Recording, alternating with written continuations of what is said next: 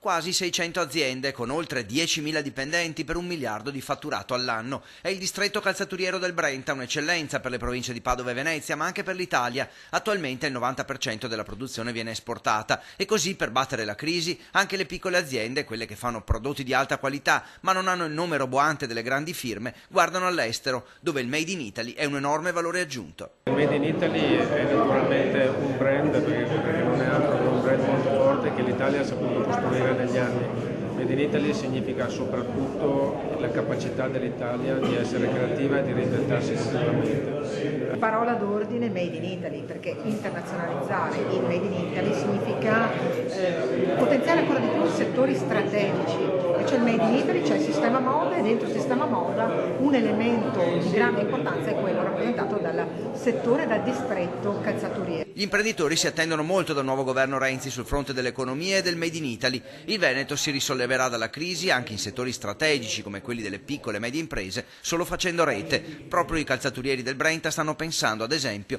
ad un marchio unico da esportare in tutto il mondo, un brand che identifichi tutta quest'area geografica e questo settore. Priorità che abbiamo rilevato dal territorio, sto parlando della provincia di Venezia, con il giro che abbiamo fatto di visita ai nostri associati di nuova industria, vede proprio come prime priorità il credito, il fisco, la burocrazia. Per battere la concorrenza poi occorre conoscerla a fondo. Il fatto che i prodotti Made in Italy continuino a essere innovativi e soprattutto unici è di vitale importanza, così come farlo conoscere all'estero. La Regione ad esempio spera di trovare i fondi per aiutare le aziende a pagare gli spazi espositivi nelle principali fiere europee e mondiali. Gli imprenditori credono alle promesse del governo Renzi, ma solo se a breve seguiranno anche i fatti.